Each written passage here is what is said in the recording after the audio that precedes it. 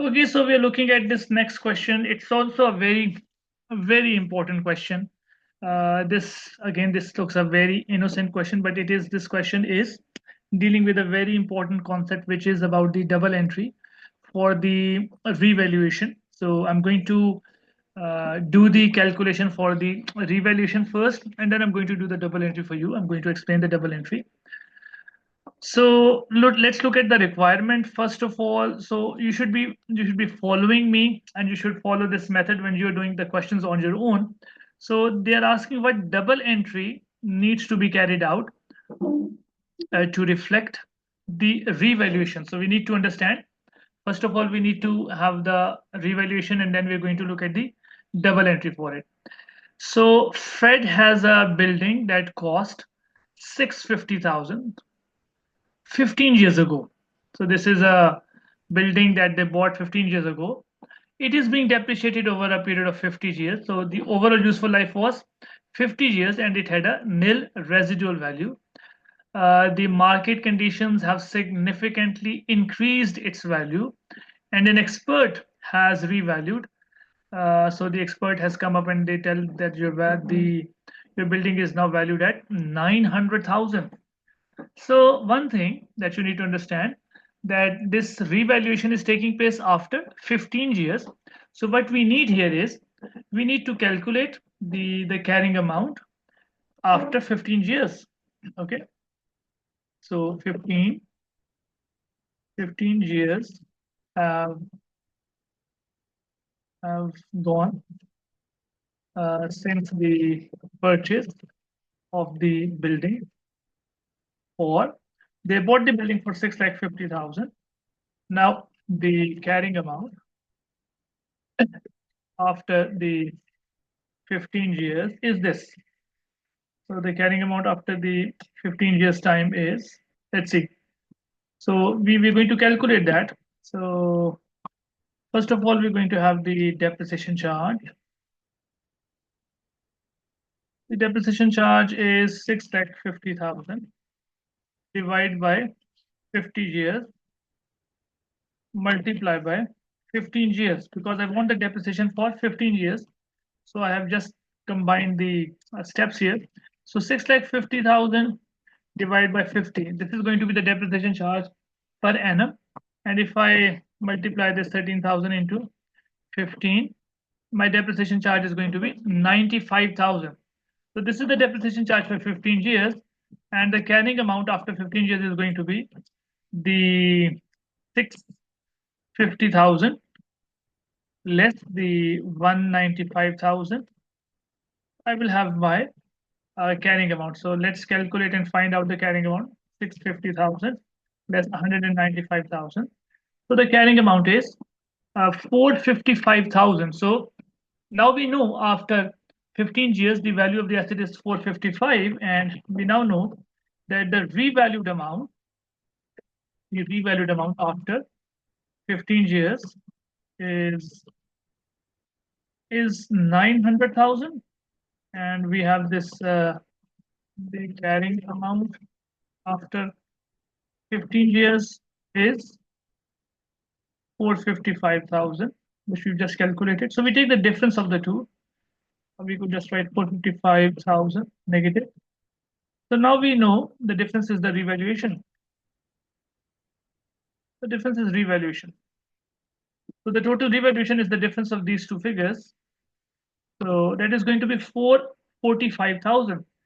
So the carrying amount is 455,000, whereas when we compare it with a new value, which is 900,000, we got to know that the revaluation of 445 has been calculated. Now this is no double entry. We've just calculated the revaluation.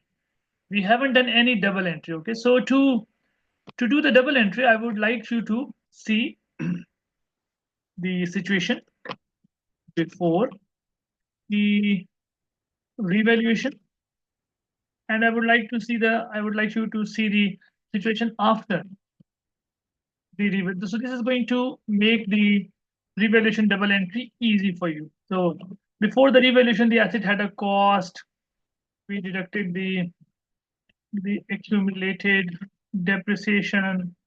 Okay, and we got the carrying amount.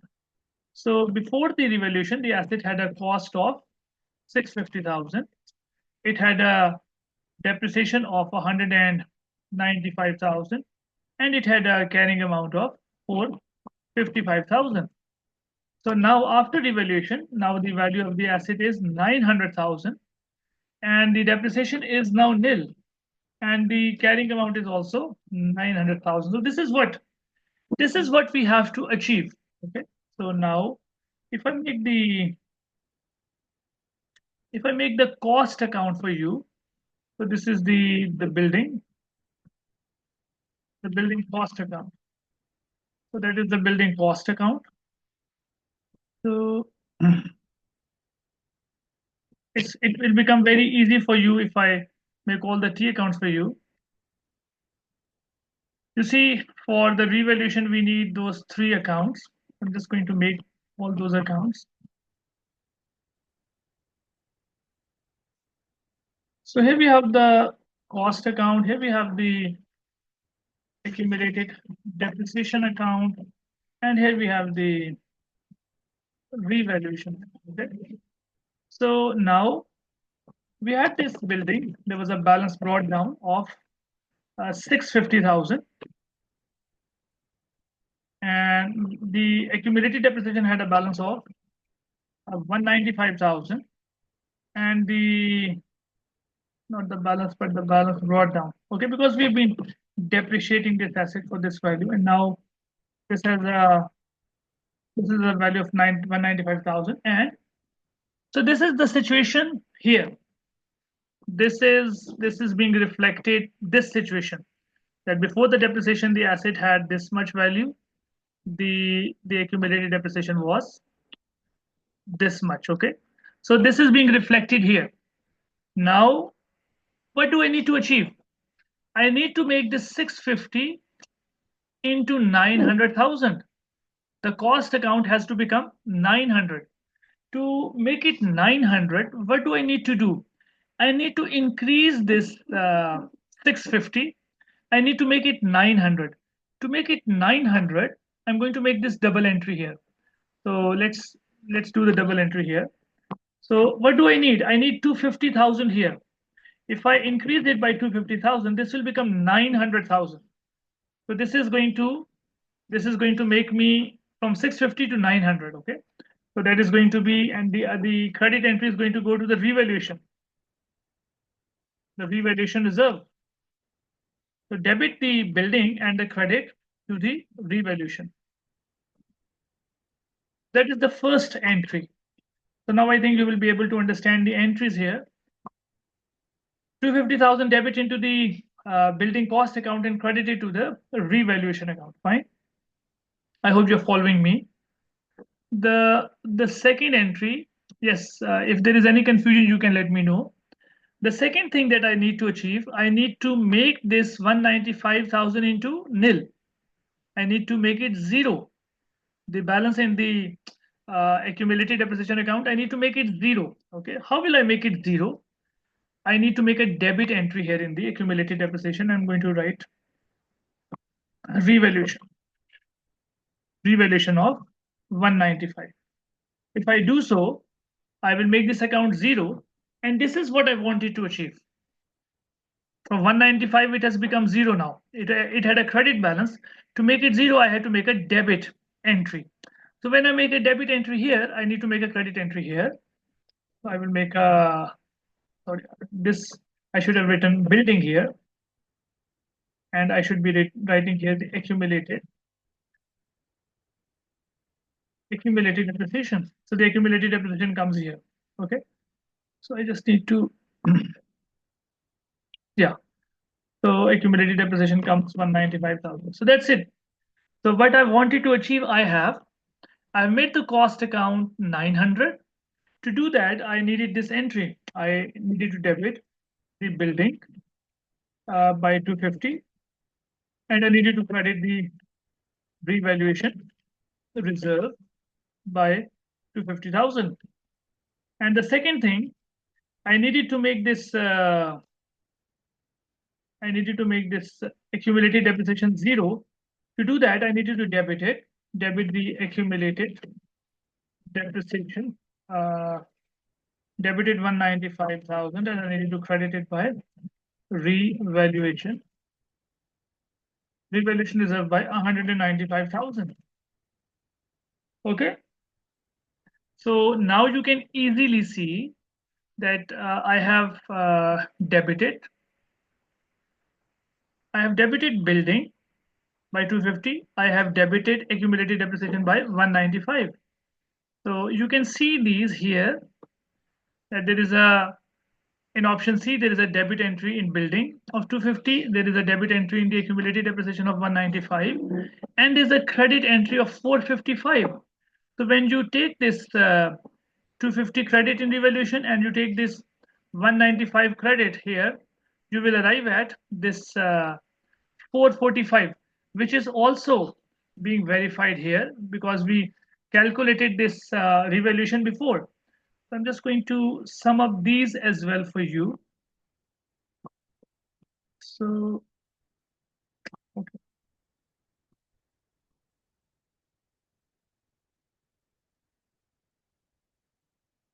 fine. So finally it showed up. So here, this is where I wanted to do the sum up of the entry for the revaluation. Yeah. So here I could do that. I could do it here. That how did I achieve that this 445? It was 250 plus the 195,000. So that equal 455,000 or 445,000 rather. Okay, so I hope this you people now understand it properly. Very good, excellent.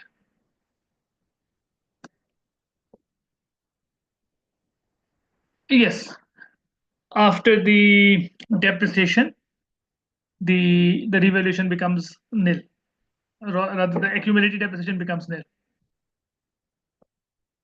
Yes, students. So I hope you have a better understanding now.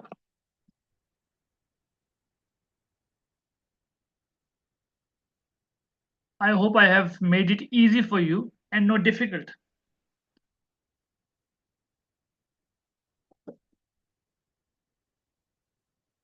It's very clear, sir. Okay, very good.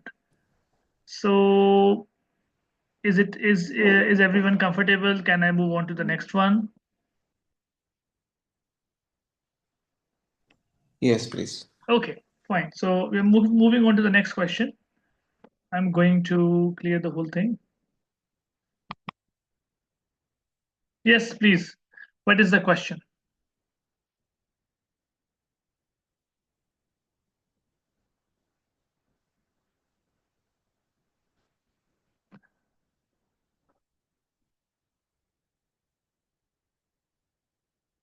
You can unmute yourself to ask the question.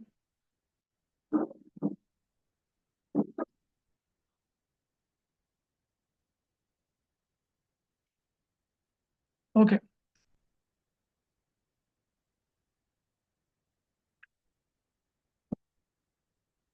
No, the cost is not going to become zero. The cost account is going to become 900. To make it 900, we have to increase it by 250. Okay. You see, now we need to have a value of 900 and we also need to have a carrying amount of 900. So we cannot have the depreciation to have any value. So that's why we have to make the depreciation zero so that we could achieve the cost 900,000. Okay, very good. Yes, people, anyone else having a problem? Okay, so let's move on to the next question. So the next question that we have is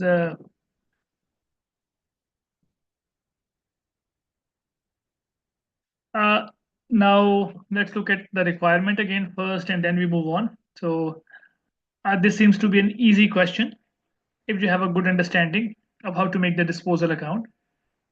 What other accounting entries? So they have mentioned one entry and we have to tell what other accounting entries should be included in the disposal account. So they have done some entries. we have to do the other entries. ZCO partially completed disposal account on 31st of March 2027 is as follows. The narrative is that motor vehicles are debited. You see, these are the entries in the disposal account. So we can say that this is the disposal account, and these are the we have just made a disposal account, and we made the debit entry in the disposal account of motor vehicles and credit entry of accumulated depreciation. And now they are talking about the third entry. The third entry is that the motor vehicle is sold for 5,000. I think we need to make a disposal account because we haven't done a question relating to disposal account. So I will just quickly make a disposal account for you so that you could make more sense of it and understand better. So the disposal. So the disposal account is made to get rid of the asset that we have been using. So because the asset is sold, we do not want to keep it in the T accounts anymore. So we need to get rid of it. So to get rid of it, we empty the asset account. So the asset account header has the debit balance. So we need to cancel it to bring down the asset account. The the first entry, the first entry is debit, disposal, credit. The like in this case, we are talking about motor vehicles. So we're going to credit the motor vehicles to make the asset account zero, and the value of the asset is 20,000. Okay, so this is the double entry. So you see the asset account is credited and the disposal account is debited, and we're going to write here the motor vehicles. I'm doing it again so to make you understand how to make the disposal account. So this is the first entry that they've already done. I have given you the logic for that because I had to bring down the asset because the asset is sold. Okay, uh, bringing bringing the motor vehicles account to zero, to nil, as the asset is sold. Okay, so to do that, I credited the asset account and I debited the disposal account. And similarly, the accumulated depreciation account has a balance of 14,000 on the credit. So second entry, this is the second entry is debit the accumulated depreciation. You see, whenever we are charging depreciation, we credit the accumulated depreciation, but now the asset is sold. So we need to get rid of this thing, and we're going to make a debit entry in the accumulated depreciation and credit entry in the disposal account by 14,000. Okay. This is done to bring the accumulated depreciation to nil as the asset is sold. So that's why we write here the accumulated depreciation.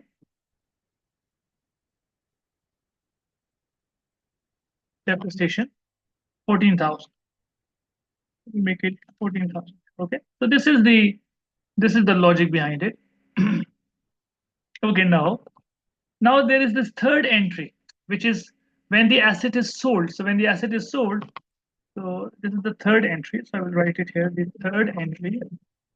The third entry is cash received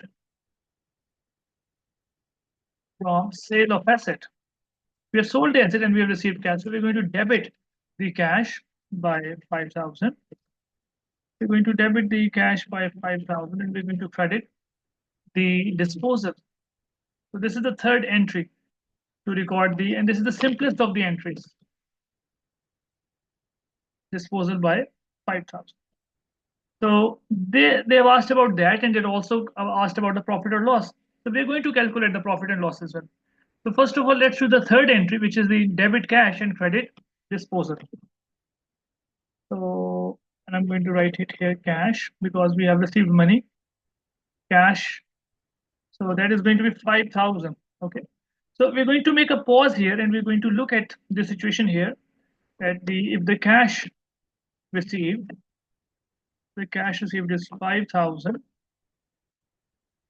and the carrying amount being the difference of the cost, which was 20,000, and we take away the accumulated depreciation. So the worth of the asset is 6,000 here. We take away 6,000.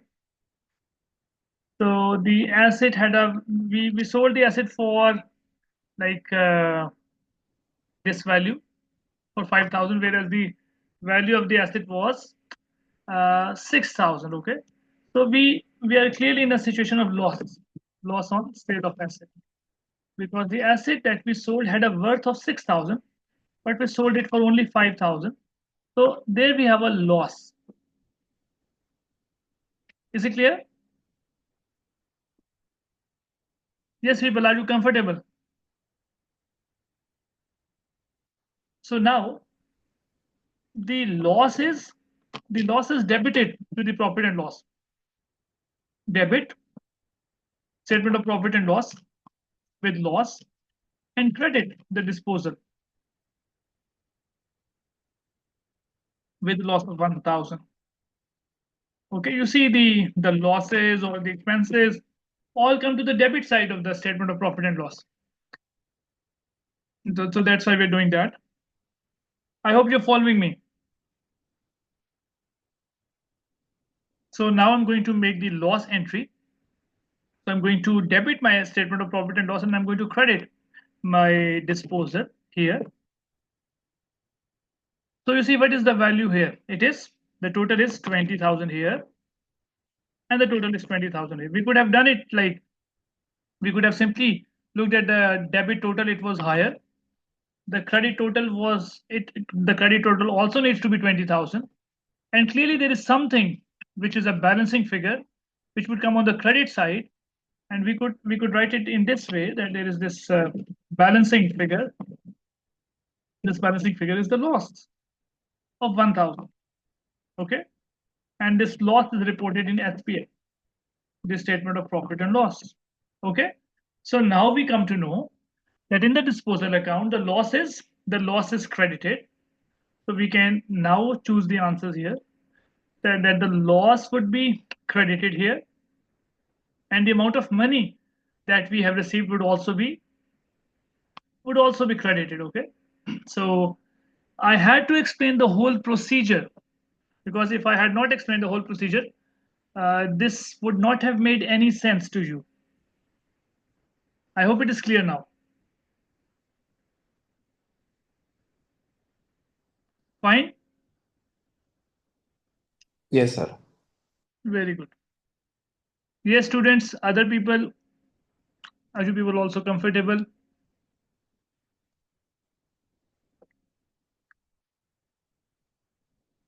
Because you see, these are the new issues. We haven't dealt with revaluation before. We haven't dealt with the disposal before. So we're doing it. Okay. Excellent, excellent, very good. So you see, all of you are quiet. I hope you are still with me and understanding. If there is any confusion, feel free to ask questions. These are important areas which are tested frequently by the examiner. Okay, so I'm moving on to the next question now. If all is well.